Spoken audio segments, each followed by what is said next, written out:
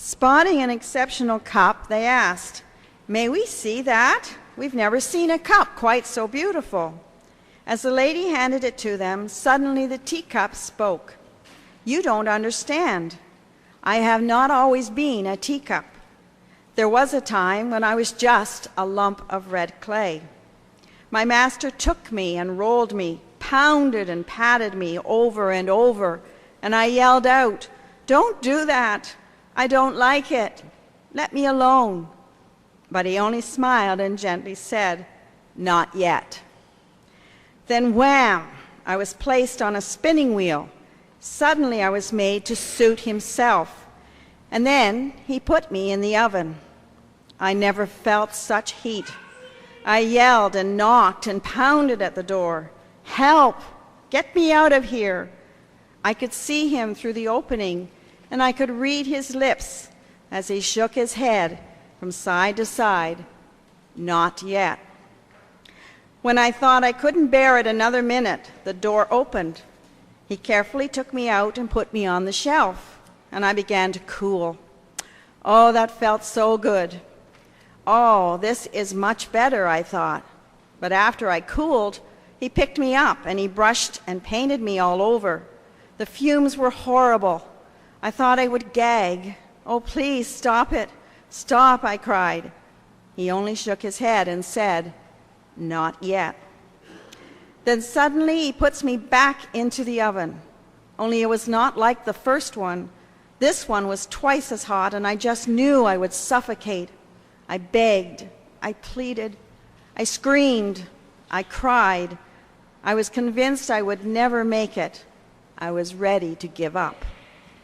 Just then the door opened, and he took me out and again placed me on the shelf, where I cooled and waited, wondering, what's he going to do to me next? An hour later, he handed me a mirror and said, "Look at yourself." And I did. I said, "That's not me. That couldn't be me. It's beautiful. I'm beautiful." And quietly he spoke. "I want you to remember, I know it hurt to be rolled and pounded and patted, but had I just left you there, you'd have dried up.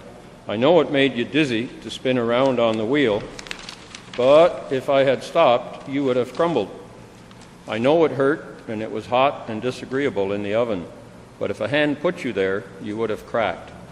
I know the fumes were bad when I brushed and painted you all over, but if I hadn't done that, you never would have hardened. You would not have had any color in your life. If I hadn't put you back in the second oven, you wouldn't have survived for long because the hardness would not have held.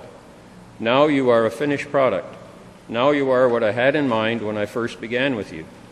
The moral of the story is this: God knows what He's doing for each of us. He's the potter, we are the clay. He will mold us and make us and expose us to just enough pressures of just the right kind that we may be made into a flawless piece of work to fulfill His good, pleasing, and perfect purpose. So, when life seems hard and you're being pounded and patted and pushed around beyond endurance, when your world seems to be spinning out of control, when you feel like you're in a fiery furnace of trials, when life seems to stink, brew a cup of your favorite tea in your prettiest teacup. Sit down, think on this story, and then have a little talk with yourself and your potter.